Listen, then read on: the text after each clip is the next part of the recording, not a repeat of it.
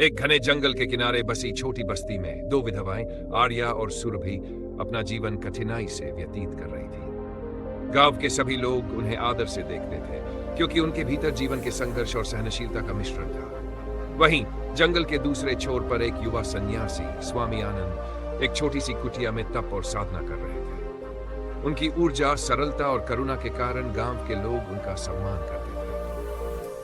एक दिन आर्या जंगल में लकड़ियां इकट्ठा कर रही थी। तभी उसने एक घायल हिरण को देखा।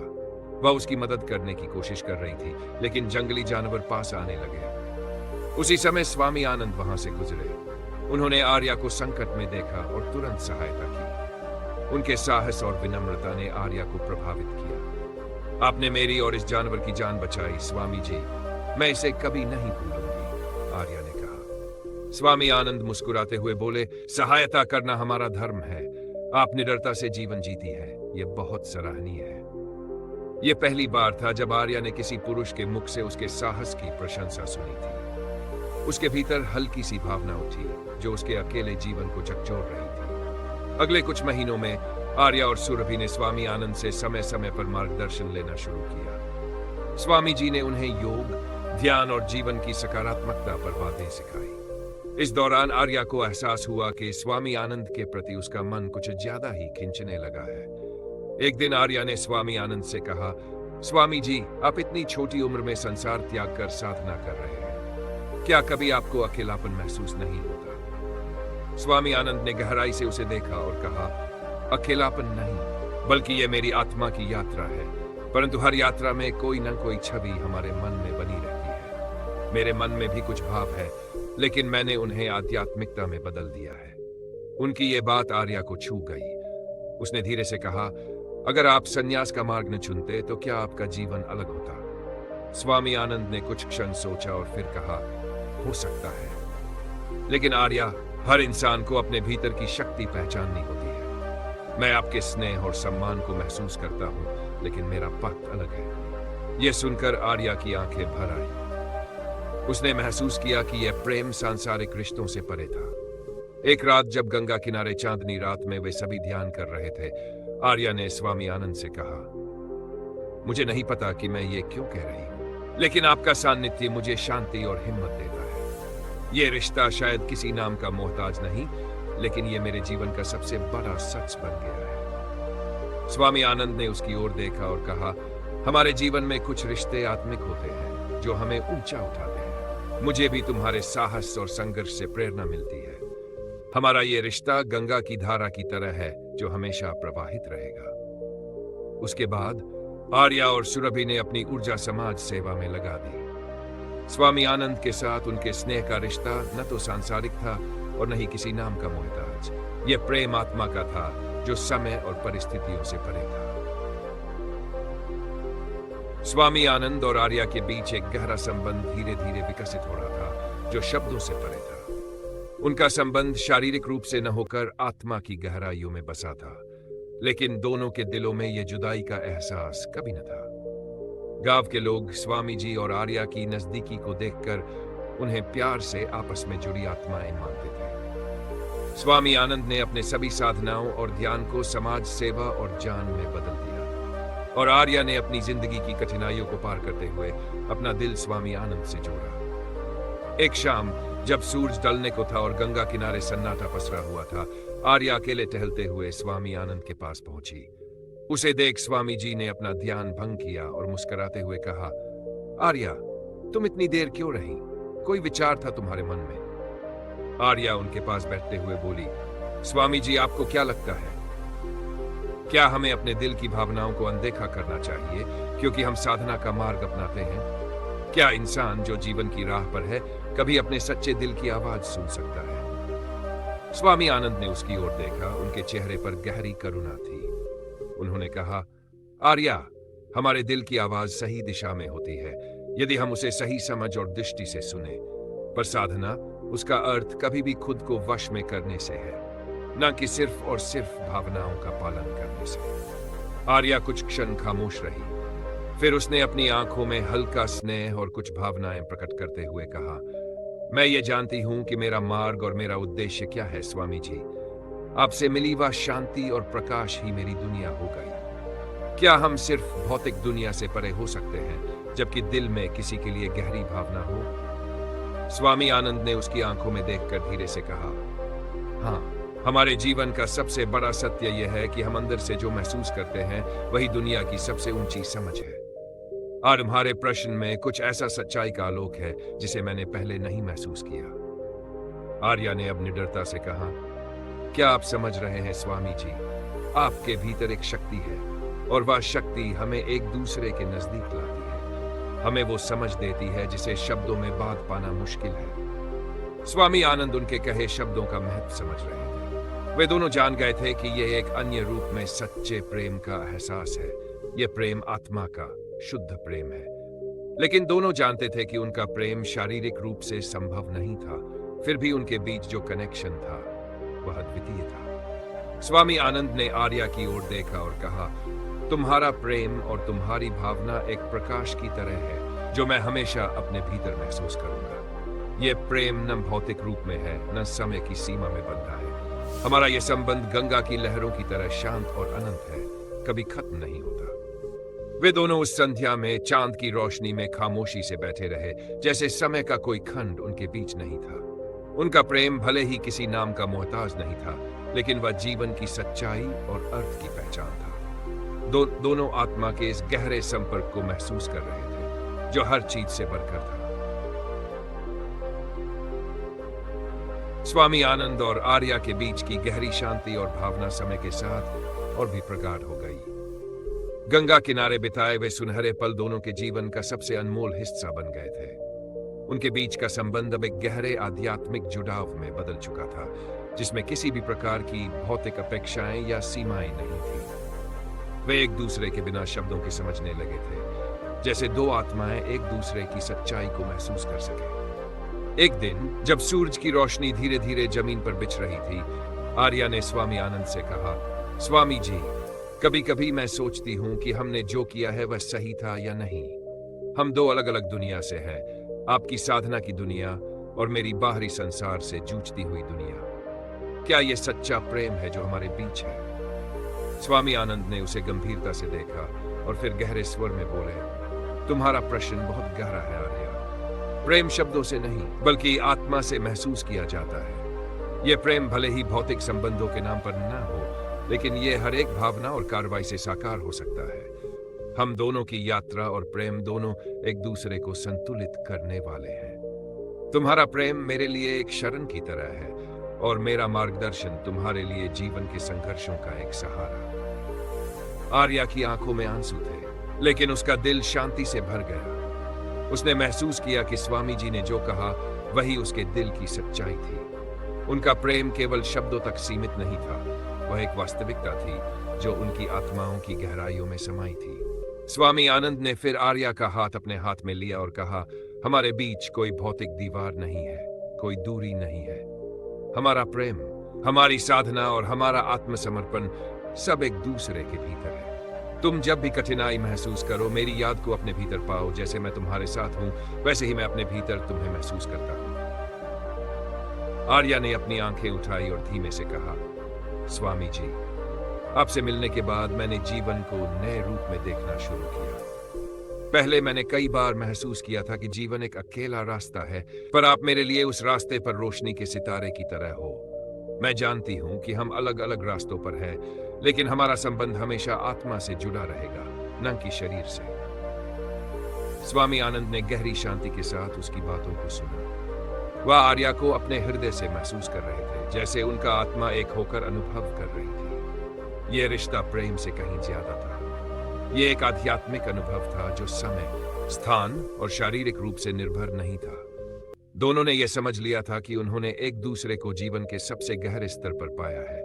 अब जब भी सूरज की किरणें गंगा पर पड़ती और बर्फीली हवाएं जंगल में चलती, वे दोनों अपने अपने जीवन की यात्राओं में थे, लेकिन एक दूसरे के हृदय में सदैव बसे थे।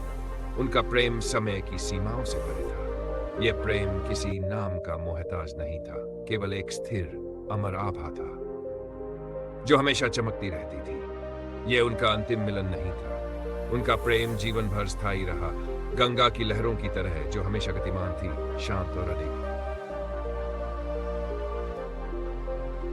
स्वामी आनंद और आर्या का संबंध अब एक शांत और पवित्र प्रेम के रूप में विकसित हो चुका था। उनकी आत्माएं एक दूसरे से जुड़ी हुई थी और उनका प्रेम अब कोई साधारण मानवीय रिश्ते के जैसा नहीं था। वे एक दूसरे को बिना शब्दों के समझने लगे थे। गंगा किनारे की संजीवनी रात्रियां, शांतिपूर्ण ध्यान और स्वामी आनंद की आभा आर्या के जीवन का अभिन्न हिस्सा बन गई थी। स्वामी आनंद ने ध्यान में डूबने के बाद आर्या को कभी कभी अपनी नजरों से समझाने की कोशिश की थी कि उनका प्रेम किसी भौतिक या सांसारिक रिश्ते से परे था, लेकिन आर्या कभी न कभी उसके भीतर आस्था और भावनाओं की झलक देखती थी। उन दोनों के बीच एक बेहद गहरा रिश्ता था, जिसमें ना कोई अपेक्षाएं थी, ना किसी भौतिक वस्तु की आवश्यकता, केवल आत्मा का मिलन था। एक दिन जब गंगा में जल शांत था और आसमान में हल्की सी चांदनी बिखरी हुई थी, आर्या ने स्वामी आनंद से कहा, स्वामी जी, क्या आप कभी ये सोचते हैं कि अगर जीवन में कोई हमारा साथ दे तो क्या जीवन और भी सुंदर हो सकता है? आपकी उपस्थिति ने मेरी दुनिया को शांति दी है और मैं इसे शब्दों में नहीं कह सकती। स्वामी आनंद की आंखों में हल्की सी भावुकता और शांति का मिश्रण था। उन्होंने शांत स्वर में उत्तर दिया, आर्या, यह शांति, यह प्रेम बाहरी दुनिया से नहीं आता। यह उस स्थिति से आता है जब हम अपनी आत्मा के भीतर शांत और शांतिपूर्ण होते हैं। तुम्हारे प्रेम की गर्मी ने मेरी साधना को और भी गहरा किया, लेकिन यह प्रेम केवल मैं नहीं, बल्कि पूरी सृष्टि में हर आत्मा महसूस कर सकती है जो इस सत्य को समझती है। आर्या ने स्वामी आनंद को देखा और उनका हाथ अपने हाथों में थामते हुए धीरे से कहा, स्वामी जी, जब आप मेरी आंखों में देख रहे होते हैं, मुझे लगता है कि हर घड़ी, हर पल मैं आपकी आत्मा से जुड़ी हुई हूं। क्या यह माना जा सकता है कि प्रेम शुद्ध रूप में बिना किसी शारीरिक संबंध के भी गहरी समझ और संतुष्टि प्रदान करता है? स्वामी आनंद ने उसकी बातों का सही अर्थ महसूस किया। बिल्कुल आर्या, प्रेम उस स्थिति में नहीं बंधता जहां हमें शरीर और संसार की चिंता करनी हो। यह केवल आत्मा के अनुभव का माध्यम होता है, एक ऐसी यात्रा जो हम दोनों ने साथ की है। हर क्षण का आनंद हम दोनों अपने भीतर महसूस करते हैं। आर्या की आंखों में प्रेम और शांति की भावना जगी हुई थी, जैसे उस शाम की ठंडी हवा उनके भीतर अपने प्रेम को अधिक मजबूत बना रही। वह जानती थी कि भले ही उनकी यथास्थिति आध्यात्मिक थी, लेकिन उनका संबंध एक दूसरे के दिल में चिरस्थायी रूप से बसेगा। उनके बीच एक अदृश्य अडिग धागा था जो कभी टूट नहीं सकता था। जीवन के किसी भी मोड़ पर जब भी आर्या और स्वामी आनंद की कल्पना करते, उन्हें उसी ठंडी रात्रि का ख्याल आता था जहां गंगा की लहरें धीमे धीमे किनारे पर टकरा रही थीं और दोनों की आत्माएं अपनी अमर यात्रा में निस्तब्ध और शांति से चल रही थीं। यह एक ऐसा प्रेम था जो समय की धाराओं और रूपों से परे था, एक पवित्र और परिष्कृत बंधन जिसमें न शारीरिक इच्छाएं थी, न कोई भौतिक प्रमाण। बस यही पवित्रता, यही आत्मा की एकता और यही शांति थी जो उन्हें दोनों को अनंत काल तक एक दूसरे के साथ जोड़े रखेगी। स्वामी आनंद और आर्या के बीच की यात्रा एक पवित्र आत्मिक बंधन में बदल चुकी थी जो दुनिया की सीमाओं से परे था। उनका संबंध किसी सांसारिक रिश्ते जैसा नहीं था, बल्कि एक दिव्य प्रेम था जो केवल शांति, समझ और सहानुभूति के तत्वों से बना था। समय अपने रास्ते पर चलता रहा, लेकिन उनके बीच जो धारा बह रही थी वह कभी रुकने वाली नहीं थी। कुछ महीने बीत चुके थे और आर्या ने एक दिन स्वामी आनंद से एक और महत्वपूर्ण प्रश्न पूछा, स्वामी जी, हम दोनों अलग अलग मार्गों पर चलते हैं। आपका पथ साधना और तपस्या का है और मेरा पथ परिवार और संघर्षों से भरा हुआ है। क्या कभी हमें एक दूसरे से दूर रहकर यह अनुभव नहीं होता कि हमें अब अलग अलग जाना होगा? स्वामी आनंद ने उसकी आंखों में गहरी नजर से देखा और फिर कहा, आर्या, हम जो महसूस करते हैं वह हमारी यात्रा का हिस्सा है। जब हम एक दूसरे के साथ होते हैं तो हम इस ब्रह्मांड में प्रेम की शक्ति को महसूस करते हैं, लेकिन यह आत्मिक बंधन किसी भी शारीरिक उपस्थिति से नहीं जुड़ा है। तुम जहां भी हो, मेरा आशीर्वाद हमेशा तुम्हारे साथ रहेगा, क्योंकि यह प्रेम और बंधन उस स्थिरता का रूप है जो भौतिक शरीरों से परे है। आर्या स्वामी जी की बातों को समझ रही थी, लेकिन उसके दिल में एक प्रश्न था, क्या उनकी भावना एक दूसरे के बिना जीवन से परे हो सकती है? क्या सच में उनकी ये यात्रा अकेले शारीरिक रूप से जुदा होकर भी पूरी हो सकती थी? उसने आंतरिक शांति की ओर कदम बढ़ाने की कोशिश की, लेकिन ये भावनाएं उसकी आत्मा को छेड़े बिना नहीं रह सकती थी। एक शाम जब सूर्य अस्त होता था और आसमान में सुनहरी रोशनी फैली थी, आर्या ने फिर से स्वामी आनंद से कहा, स्वामी जी, क्या आप सच में कभी मेरे पास नहीं लौटेंगे? ये दूरी, यह अलगाव, क्या यह हमेशा रहेगा? स्वामी आनंद मुस्कुराए और उनके चेहरे पर वह शांति और संतुष्टि थी जिसे देखकर किसी भी सवाल का उत्तर स्वतः ही मिल जाता। उन्होंने आर्या से कहा, प्रेम में किसी लौटने का प्रश्न नहीं है। ये दूरियां हमारी आत्मिक यात्राओं का हिस्सा है। हम दोनों का प्रेम, हमारी पूजा, यही सबसे बड़ा मिलन है। ये संबंध जहां तक जाएगा वहीं तक वह हमें अपने हृदय में मिलेगा। हमारे प्रेम का सबसे बड़ा अर्थ यही है, हम कभी एक दूसरे से दूर नहीं होते। आर्या ने यह सब महसूस किया और उसके भीतर एक गहरी शांति का अनुभव हुआ। दोनों अब समझ चुके थे कि उनकी यात्रा भले ही भौतिक रूप से अलग हो, लेकिन यह प्रेम और बंधन अनंत और अपरिवर्तनीय रहेगा। दोनों के दिलों में एक दूसरे का अस्तित्व हमेशा रहेगा। यह प्रेम कहीं बाहर नहीं था, बल्कि वह उनके भीतर एक चिरस्थायी प्रकाश की तरह जला हुआ था। समय के साथ दोनों के जीवन में बदलाव आ सकता था, लेकिन यह अदृश्य और शुद्ध प्रेम वह स्थिर सत्य बन चुका था जिसे ना तो समय खत्म कर सकता था और न ही कोई भौतिक शक्ति। गंगा किनारे बसे एक छोटे से गांव में माधवी नाम की विधवा रहती थी। वह अपने 7 साल के बेटे के साथ सादा जीवन जी रही थी। उसकी जिंदगी का हर दिन संघर्ष और अकेलेपन में गुजरता। गांव के बाहर एक शांत आश्रम था जहां स्वामी अर्पणानंद साधना और सेवा में लीन रहते थे। उनका चेहरा हमेशा शांति और करुणा से भरा रहता था। एक दिन गांव में बाढ़ आ गई। पानी ने चारों ओर तबाही मचाई और माधवी का घर डूब गया। वह अपने बेटे को बचाने के लिए इधर उधर भाग रही थी, लेकिन कोई मदद करने वाला नहीं था। तभी स्वामी अर्पणानंद ने उसे देखा और अपनी नाव से बचाने आ गए। उन्होंने माधवी और उसके बेटे को आश्रम में शरण दी। माधवी कृतज्ञता के भाव से भर गई। उसने आश्रम में मदद करना शुरू कर दिया, झाड़ू लगाना, सफाई करना और स्वामी जी के लिए भोजन बनाना। धीरे धीरे दोनों के बीच एक अलग तरह का संबंध पनपने लगा। माधवी के लिए यह पहली बार था जब किसी पुरुष ने उसे इतना सम्मान दिया। स्वामी अर्पणानंद उसकी सहन शक्ति और सरलता से प्रभावित थे। वे उसे ध्यान और आत्मशक्ति के बारे में समझाते और माधवी को भी उनकी बातों में शांति मिलने लगी। एक रात चांदनी में दोनों गंगा के किनारे बैठे थे। माधवी ने स्वामी जी से कहा, आपने मेरी और मेरे बेटे की जान बचाई। मैं आपकी ये कृपा कभी नहीं भूल सकती।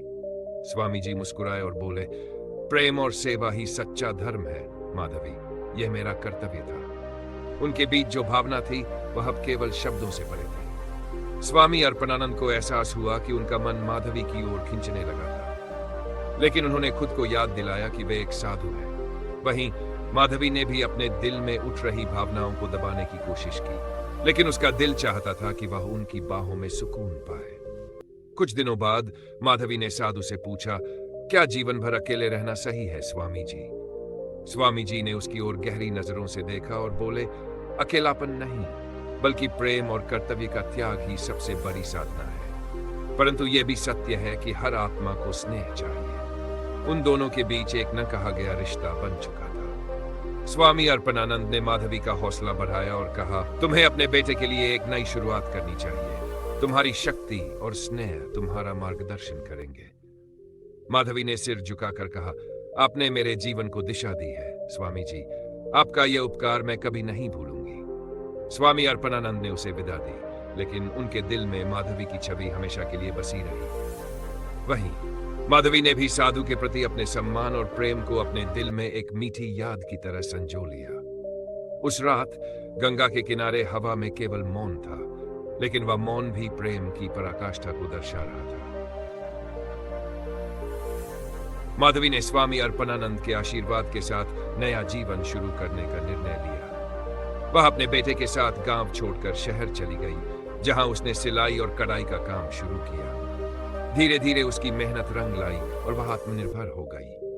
अपने बेटे को पढ़ाने के लिए उसने हर संभव कोशिश की, लेकिन स्वामी अर्पणानंद की यादें और उनके कहे गए शब्द उसके दिल में हमेशा जीवित रहे। दूसरी ओर स्वामी अर्पणानंद आश्रम में अपने साधना और सेवा कार्यों में लगे रहे, लेकिन उनके मन के किसी कोने में माधवी की मधुर छवि अक्सर उभर आती। गंगा किनारे चलते हुए उन्हें कई बार ऐसा लगता जैसे वह अभी भी वहीं बैठकर उनसे बात कर रही है। ये प्रेम, जिसे उन्होंने कभी स्वीकार नहीं किया, उनके भीतर गहरी शांति और करुणा के रूप में स्थायी हो गया। कुछ वर्षों बाद माधवी अपने बेटे के साथ आश्रम लौट आई। उसने अपने बेटे का नाम अर्पण रखा था। यह नाम उसने स्वामी जी के सम्मान में चुना था। जब उसने स्वामी अर्पणानंद को देखा तो उनकी आंखों में वही करुणा और स्नेह चमक रहा था। स्वामी जी ने मुस्कुराते हुए कहा, माधवी, तुमने जीवन में जो प्राप्त किया है वह तुम्हारे परिश्रम और आत्मविश्वास का परिणाम है। मुझे तुम पर गर्व है। माधवी ने हाथ जोड़कर कहा, आपकी शिक्षा और आशीर्वाद के बिना यह संभव नहीं था स्वामी जी। आपने मेरे जीवन को बदल दिया। उस दिन दोनों के बीच कोई शब्द नहीं बोले गए, लेकिन उनकी आंखों में एक अटूट विश्वास और स्नेह स्पष्ट झलक रहा था। वह पल उनके लिए अमर हो गया। माधवी ने फैसला किया कि वह अपने बेटे को गंगा किनारे स्वामी अर्पणानंद से मिलने लाती रहेगी, ताकि वह उस प्रेरणा और सच्चाई को कभी ना भूले जो जीवन का आधार है। वहीं स्वामी अर्पणानंद ने माधवी और उसके बेटे को आशीर्वाद देते हुए कहा, सच्चा प्रेम वह है जो दूसरों को उनकी ताकत और शांति का एहसास कराए। यही जीवन का असली उद्देश्य है। गंगा की लहरों की तरह उनका रिश्ता भी बहता रहा, शुद्ध, शांत और अमर। माधवी अब हर वर्ष गंगा किनारे के आश्रम में अपने बेटे अर्पण को लेकर आती थी। हर बार उनका मिलना एक नई ऊर्जा और स्नेह का अनुभव लेकर आता। स्वामी अर्पणानंद हमेशा उसे प्रोत्साहित करते, उसके संघर्षों की प्रशंसा करते और जीवन के कठिन मार्ग में उसे नए पाठ सिखाते। वर्षों बीत गए। अर्पण अब बड़ा हो चुका था। वह शिक्षित, संस्कारी और जिम्मेदार युवक बन गया था। वह अपनी मां के संघर्षों को समझता था और स्वामी जी का सम्मान भी हृदय से करता था। वह हर बार जब आश्रम आता तो स्वामी जी से नई बातें सीखता और उन्हें अपने जीवन में अपनाने की कोशिश करता। एक बार माधवी ने स्वामी जी से पूछा, स्वामी जी, क्या कभी आपने सोचा कि अगर मैंने आश्रम नहीं छोड़ा होता तो हमारा जीवन कैसा होता? स्वामी अर्पणानंद ने मुस्कुराते हुए कहा, माधवी, जीवन में हर व्यक्ति का अपना उद्देश्य होता है। तुम्हारा उद्देश्य तुम्हारे बेटे को सशक्त बनाना और अपनी क्षमताओं को पहचानना था। मेरा उद्देश्य था सेवा और दूसरों को सही मार्ग दिखाना। जो संबंध आत्मा से जुड़ते हैं उन्हें स्थान या परिस्थिति से फर्क नहीं पड़ता। उनकी बातें सुनकर माधवी की आंखों में आंसू आ गए। वह जानती थी कि उनका रिश्ता किसी भी नाम से परे था। यह केवल आत्मीयता और सम्मान का था। फिर एक दिन स्वामी अर्पणानंद ने माधवी और अर्पण को एक बड़ा निर्णय सुनाया। उन्होंने कहा कि अब समय आ गया है कि वह अपने आश्रम का कार्यभार नए अनुयायियों को सौंपकर हिमालय की ओर प्रस्थान करें। यह सुनकर माधवी और अर्पण दोनों भावुक हो गए। माधवी ने कहा, स्वामी जी, आपका मार्गदर्शन हमारे लिए एक प्रकाश की तरह रहा है। आपका आशीर्वाद हमारे साथ हमेशा रहेगा।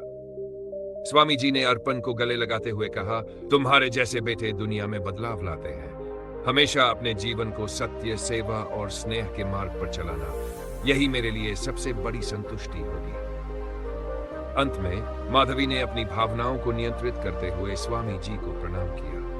वह जानती थी कि इस विदाई के बाद वे शायद ही कभी मिल पाए, लेकिन उनके जीवन में जो अध्याय लिखे गए थे वे अमर थे। स्वामी अर्पणानंद हिमालय की ओर चल पड़े। गंगा के किनारे वह दृश्य जैसे समय के ठहराव जैसा था। माधवी और अर्पण ने दूर से उन्हें जाते हुए देखा और महसूस किया कि उनका प्रेम और सम्मान हर परिस्थिति में अटल रहेगा। उसके बाद माधवी ने अपने बेटे के साथ अपने जीवन को पूरी लगन से जीना जारी रखा। स्वामी अर्पणानंद की शिक्षाएं हमेशा उनके दिल और विचारों का हिस्सा रहीं। उनका प्रेम, त्याग और आत्मा की शुद्धता का प्रतीक बनकर रह गया, अविनाशी और अद्वितीय। कुछ वर्षों बाद हिमालय में जीवन व्यतीत करने वाले स्वामी अर्पणानंद के बारे में माधवी और अर्पण को कोई समाचार नहीं मिला, लेकिन माधवी का मन हमेशा उनके बारे में सोचता रहता। गंगा किनारे बिताए उनके वे पल माधवी के दिल में जैसे स्थायी हो गए थे। एक दिन माधवी और अर्पण ने फैसला किया कि वे स्वामी जी से मिलने हिमालय जाएंगे। उन्होंने लंबी यात्रा की, दुर्गम रास्तों को पार किया और आखिरकार एक आश्रम के पास पहुंचे, जहां उन्हें स्वामी अर्पणानंद का पता चला। जब माधवी ने स्वामी जी को देखा तो उनका हृदय भावनाओं से भर गया। समय ने स्वामी जी को थोड़ा बुजुर्ग बना दिया था, लेकिन उनकी आंखों की करुणा और चेहरे की शांत चमक वैसी ही थी। स्वामी जी ने जब माधवी को देखा तो उनकी आंखों में भी एक हल्की चमक और आत्मीयता का भाव उमड़ पड़ा। उस रात माधवी ने स्वामी जी से बात की। चांदनी रात थी और आसमान तारे से भरा हुआ। उन्होंने पहली बार अपने दिल की सारी बातें कही। स्वामी जी, माधवी ने कहा, आज भी आपका वह पहला स्पर्श जब आपने बाढ़ में मेरी जान बचाई थी, मेरी आत्मा में बसा हुआ है। वह क्षण मैंने कभी नहीं भुलाया। स्वामी जी कुछ क्षण मौन रहे, फिर बोले, माधवी, मैंने त्याग का मार्ग चुना था, लेकिन तुम्हारे प्रति जो स्नेह था वह कभी कम नहीं हुआ। मैंने इसे सेवा और करुणा में बदलने की कोशिश की, परंतु जीवन ने मुझे सिखाया कि कुछ रिश्ते इतने गहरे होते हैं कि वे हर नियम से परे होते हैं। तुम्हारे प्रति मेरी भावना भी वैसी ही है। उनकी ये बात सुनकर माधवी की आंखों से आंसू बह निकले। उसने पहली बार अपने मन की पीड़ा को खुले रूप से महसूस किया। स्वामी जी ने माधवी का हाथ थामकर कहा, हमारा प्रेम शारीरिक या सांसारिक नहीं है, यह आत्मा का मेल है। जो भी हो वह तुम्हारे और मेरे दिल में हमेशा रहेगा। यह प्रेम तुम्हें हमेशा आगे बढ़ने की शक्ति देगा। माधवी ने अपनी भावनाओं को रोकते हुए कहा, आप मेरे जीवन की सबसे अनमोल शिक्षा और स्नेह है। आपके प्रति यह भावना जीवन भर रहेगी। उस रात उनके बीच एक अनकहा रिश्ता और मजबूत हो गया। यह रिश्ता कोई नाम नहीं चाहता था, यह आत्मा का प्यार था जिसे कभी किसी शब्द की जरूरत नहीं थी। माधवी और अर्पण कुछ दिन वहां रुके और फिर स्वामी जी के आशीर्वाद के साथ वापस लौट गए। गंगा की तरह उनका प्यार भी शांत, गहरा और कभी न खत्म होने वाला था। माधवी ने यह महसूस किया कि सच्चा प्रेम त्याग, आदर और समर्पण का ही दूसरा नाम है। माधवी के लौटने के बाद भी स्वामी अर्पणानंद और उसका दिल जैसे अदृश्य धागों से जुड़ा रहा। गंगा किनारे बैठी माधवी को लगता था कि हवाओं में उनकी आहट है और गंगा की लहरों की सरसराहट में उनका स्वर। वह रातें जब चांदनी के नीचे उन्होंने भावनाएं साझा की थी, उसकी आत्मा को गहराई तक छू जाती थी। एक दिन माधवी को पता चला कि स्वामी जी हिमालय से वापस लौटकर किसी गांव में एक बड़े सत्संग का आयोजन करने वाले हैं। ये खबर सुनते ही उसके मन में हलचल मच गई। उसने अपने बेटे अर्पण को लेकर वहां जाने का निर्णय लिया। सत्संग के दिन वह स्वामी अर्पणानंद को देखते ही भावनाओं से भर गई। उनका चेहरा वर्षों बाद भी वैसी शांति और प्रकाश से दम कर रहा था, लेकिन उनकी आंखें जैसे माधवी को देखते ही पहचान गईं। उनकी दृष्टि में अनखा प्रेम और स्नेह जल कर रहा था। सत्संग के बाद माधवी ने स्वामी जी से एकांत में मिलने की इच्छा व्यक्त की। स्वामी जी ने उसे पास बुलाया। वह जब उनके सामने बैठी तो दोनों के बीच एक गहरी खामोशी छा गई। यह खामोशी शब्दों से अधिक कह रही थी। माधवी ने धीरे से कहा, स्वामी जी, सालों तक मैंने आपकी हर बात को अपना जीवन बनाने की कोशिश की, लेकिन मेरे दिल का एक कोना हमेशा आपकी स्मृतियों से भरा रहा। क्या यह गलत है? स्वामी अर्पणानंद ने उसकी ओर देखा। उनकी आंखों में करुणा थी। माधवी, प्रेम गलत नहीं है। यह सबसे शुद्ध और ऊंचा भाव है। तुम्हारा मेरे प्रति स्नेह मेरे लिए एक प्रेरणा रहा है। तुम्हारा समर्पण और त्याग सच्चा प्रेम है। मैं भी मानता हूं कि तुम्हारे प्रति मेरी भावनाएं कभी पूरी तरह मिट नहीं सकी, परंतु मैंने इन भावनाओं को ईश्वर की सेवा का आधार बना लिया। माधवी की आंखें छल छला उठी।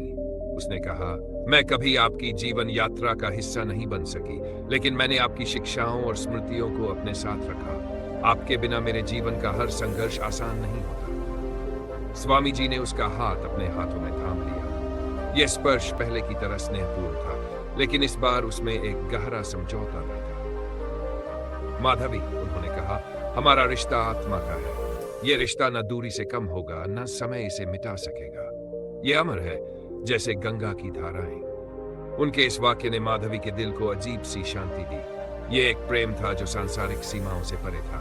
उसने सिर झुकाकर कहा, मैं इसे अपनी ताकत मानूंगी स्वामी जी। आप मेरे जीवन में हमेशा रहेंगे, चाहे किसी भी रूप में। उस रात चांदनी में गंगा के किनारे वे दोनों एक दूसरे के प्रति गहरे आदर और प्रेम की भावना के साथ बैठे रहे। ये पल दोनों के लिए अमर हो गया।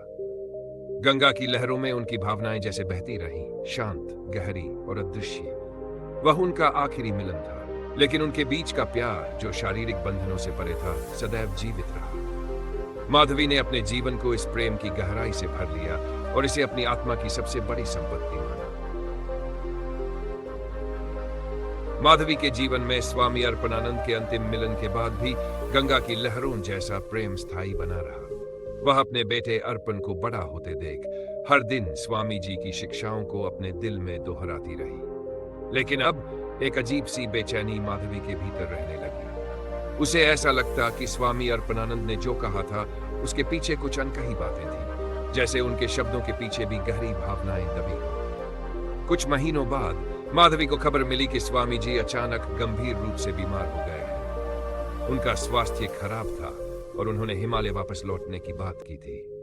यह सुनकर माधवी का दिल बैठ गया। वह समझ गई कि समय अब अधिक नहीं बचा है। माधवी ने हिम्मत जुटाई और अपने बेटे अर्पण के साथ स्वामी जी से मिलने के लिए निकली। हिमालय के ठंडे और शांत वातावरण में वह आश्रम पहुंची, जहां स्वामी जी आखिरी बार ध्यान और साधना कर रहे थे। स्वामी जी ने माधवी को देखा तो उनकी आंखों में वही गहराई थी जो पहले दिन थी, लेकिन इस बार उनमें थकावट भी झलक रही थी। उन्होंने कहा, माधवी, मुझे पता था कि तुम आओगी। शायद मेरी आत्मा तुम्हें बुला रही थी। माधवी उनके पास बैठ गई।